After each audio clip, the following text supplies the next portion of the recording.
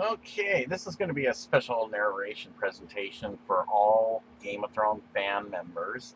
It's going to have like a regular narration here, but then it's going to show some maps because paying close attention to Series 7, I can see where there's going to be a link. The only thing that's missing right now is what happens. Um, of course, she's already at Dragonstone. Does she lose a dragon? Does she become a White Walker? Jon Snow become a White Walker? And what about this mysterious kid that her and Jon Snow are supposed to have?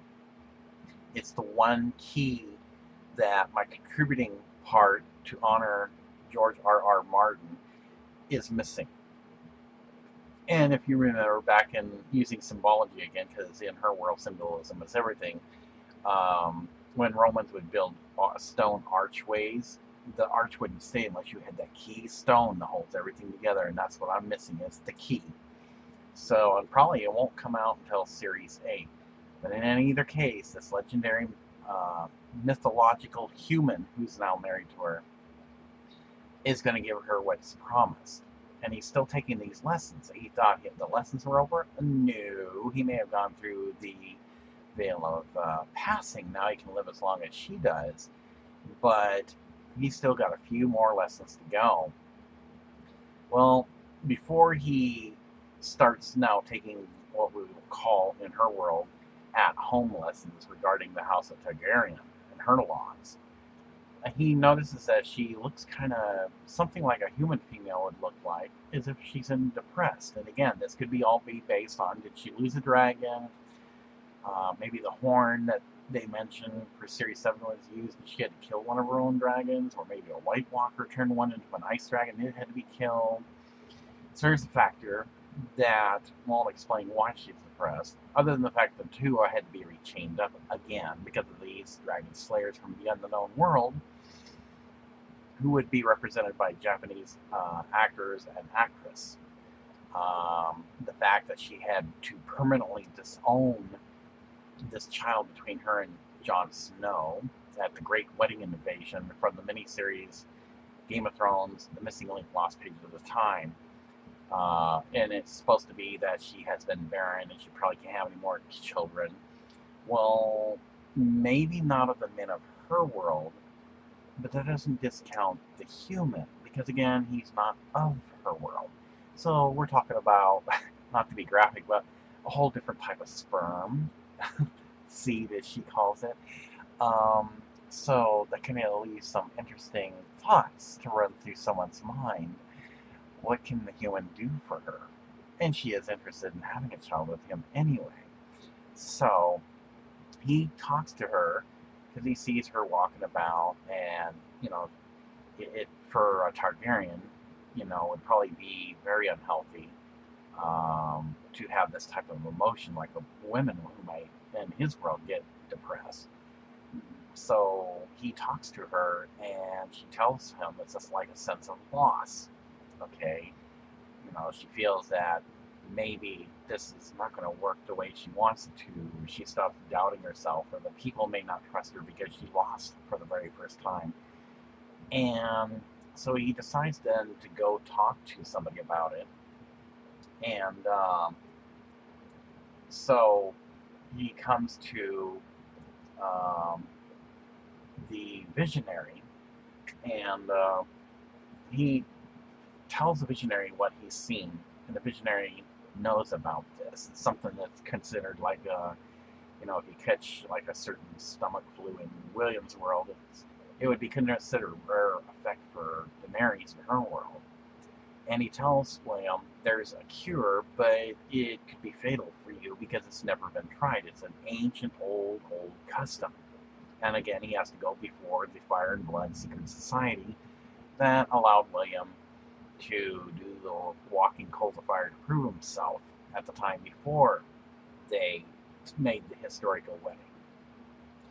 And it involves cutting her hand and his after they walked naked together, hand in hand, through her type of fire. Now, under normal circumstances, that would probably be fatal for William because he wasn't born of fire like she was. But he remembers at one time when he went through the coal fire that if he was focusing on her, the aura that she has, it's like an invisible, we'll call it magical force, would protect him, except for his feet, because to have burned feet proved that he would take any pain that she would have, being the symbolical male dragon, not as strong as the symbolical female dragon, the mother dragons. So Williams is, assures the visionary twice that he wants to do this. I mean, his love for Daenerys is so strong and so great that he just can't bear seeing her like this. And Sansa sometimes has to help her, being the queen's hand, to get through certain meetings, because it's like she can't seem to focus too well even when on the throne. So William then goes to Daenerys, and as you see here, she sees him coming before her, which is kind of usually not normal, because after all, he's the king, and he says, "I have great news for you, Daenerys. I found a cure." Now, she seems really intrigued about this, and you can see the look on her face, like the time when he made his self-discovery of a 5th class under the House of Targaryen classifications to explain how he is in her world, being the only human there. And she seems very interested. This kind of sparks some new hope and desires in her, and so she's willing to give this a go. So he explains to her when she decides to meet him in the meeting room what this involves. She kind of finds this a little bit sensual because, well, William's never really walked butt naked with her hand in hand and through the fires that she goes through. But then she tells him that same thing, that since they would be walking together, then as long as his heart remains pure and true, and he doesn't allow fear to control him, that perhaps he could survive this fire. The most it might, well, he might not have any hair in certain areas, but not that it would burn anything important. Won't go into details there. But at the same time, he wouldn't have too much injury. And then as far as the blood mixing ritual, she's willing to go through with this, and she also tells him, because his blood has the element of copper, whereas her and the people of her world have the element of iron, yes, the blood could be poisonous to him. But he said that since he understands symbolism now, that he knows it's something that he has to do, because the male dragon is one who will protect her, and even if it means his very own life, even unto death, it is something that he knows that it's part of what he is now. He is Dragonsphere, and he has to do this. And she's proud of him for speaking these words and willing to do this. So she's really intrigued about this, a little bit worried about this, but it's very intriguing. And so she kind of goes onto the balcony and thinks about things, and even talks to Miss Sandy about what William's going to do, and she's very, very deeply moved by what William's wanting to do. And so it is Saul's plan that's set up.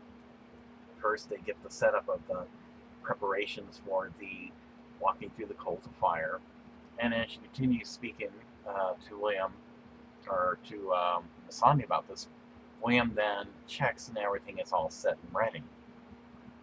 In the meantime, he still has to go through now the House of Targaryen guidelines regarding the other politics and things that have to be covered just at the, what we'll call close to home, or Kingdom of Marine now.